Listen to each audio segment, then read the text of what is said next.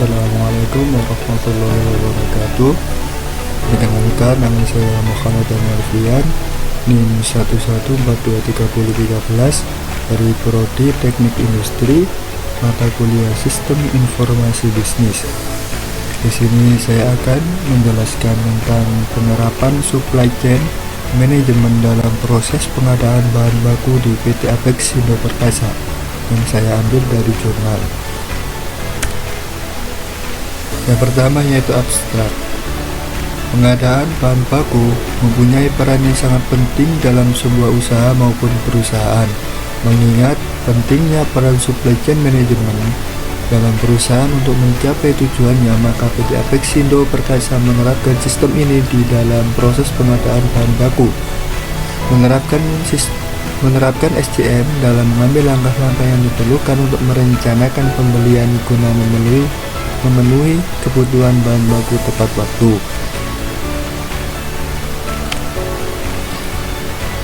Yang kedua yaitu pendahuluan. Supply chain management merupakan kegiatan pengelolaan yang dimulai dari perolehan bahan mentah, pemrosesan bahan mentah menjadi barang setengah jadi dan barang jadi. Prinsip dasar supply chain management adalah koordinasi dan sinkronisasi timbal balik dari beberapa operasi terkait aliran produk.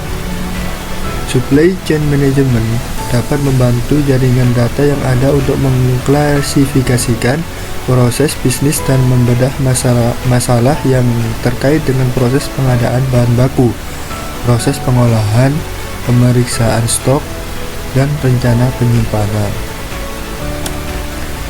Dan selanjutnya yaitu ada landasan teori. Yang pertama, bahan baku. Menurut Andres, bahan baku adalah sesuatu yang digunakan untuk membuat barang jadi, bahan yang menempel menjadi satu dengan barang jadi. Yang kedua yaitu pengadaan bahan baku. Pengadaan bahan baku merupakan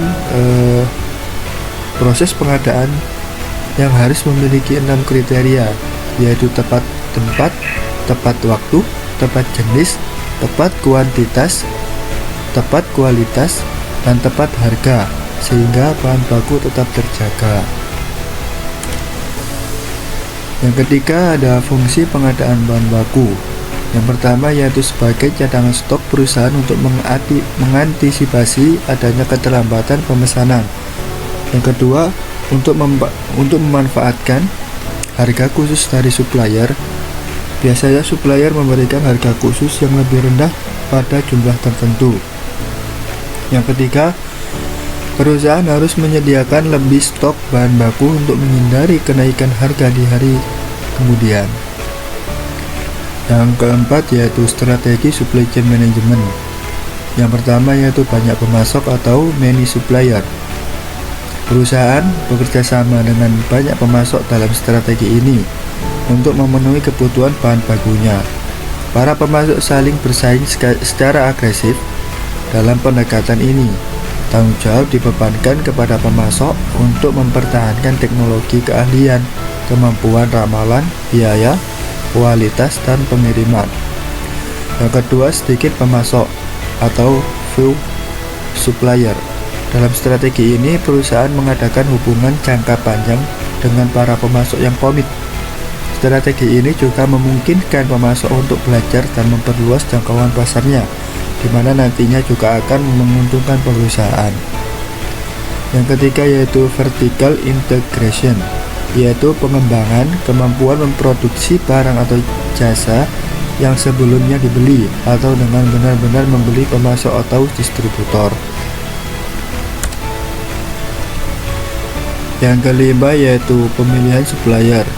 Proses pemilihan supplier bertujuan untuk menentukan supplier yang tepat agar dapat memenuhi kebutuhan bahan baku perusahaan. Pemilihan supplier yang tepat merupakan dasar perusahaan dalam mencari bahan baku yang berkualitas. Pemilihan supplier yang tepat sasaran dan akurat akan menyumbangkan jaminan material yang bermutu, serta kecepatan suplai aliran produk sehingga ketepatan kedatangan barang selalu terjaga.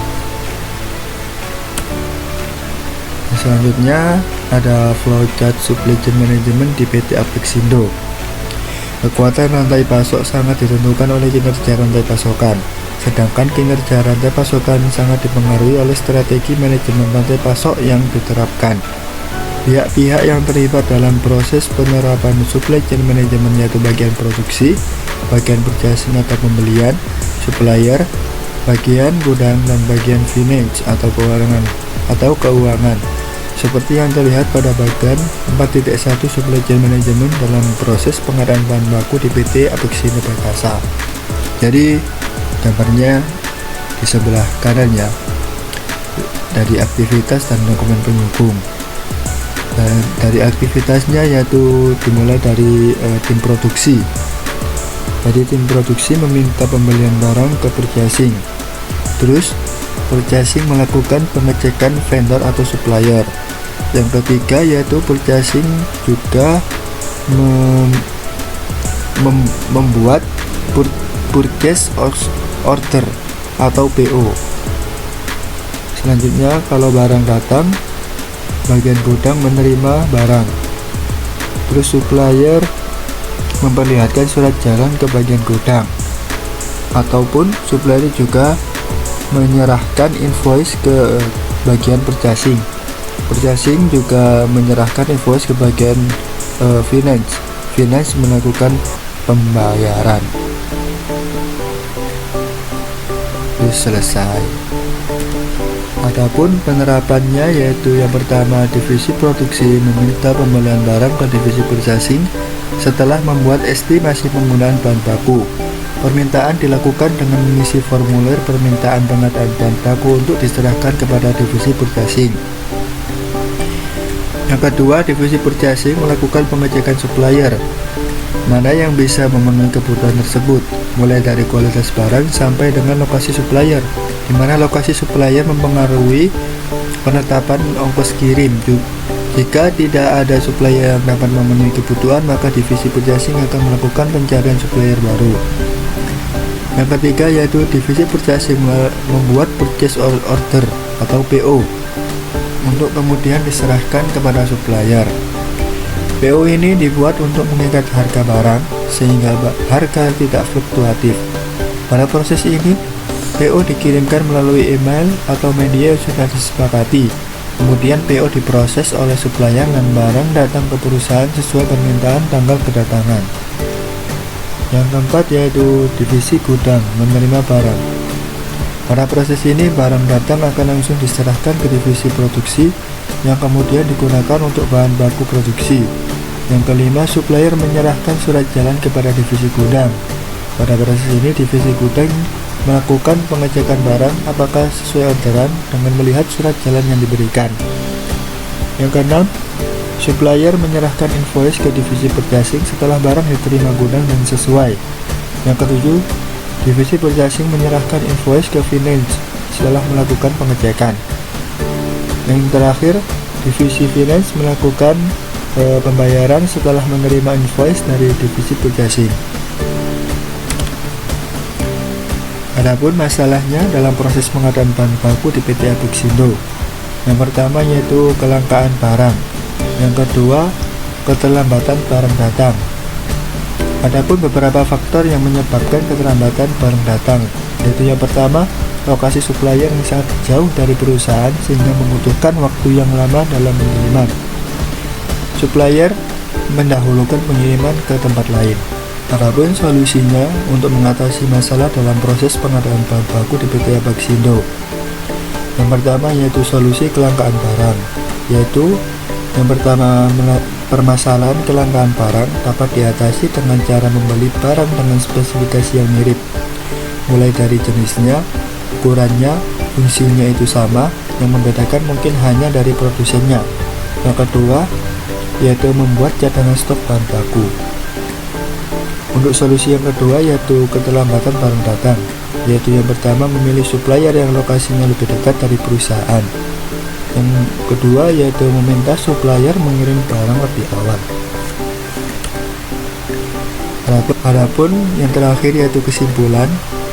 Berdasarkan hasil penelitian yang telah dilakukan oleh peneliti di PT Apexindo Perkasa, maka peneliti menyimpulkan bahwa penerangan supply chain manajemen dalam proses pengadaan bahan baku berjalan dengan baik. Adanya temuan pada keterlambatan di penerimaan bahan baku disebabkan beberapa supplier ada kelangkaan atas barang yang diorder dan ada barang yang dikirim tidak sesuai pesanan. Akan tetapi keterlambatan tersebut sudah teratasi oleh pihak manajemen perusahaan PT Apexindo Perkasa, yaitu dengan adanya pencadangan persediaan bahan baku dan mencari supplier baru yang lebih dekat lokasinya. Diupayakan tidak menghambat proses produksi maupun proses pendistribusian produk kepada konsumen. Sekian dari saya. Terima kasih. Mohon maaf apabila ada salah kata. Wassalamualaikum warahmatullahi wabarakatuh.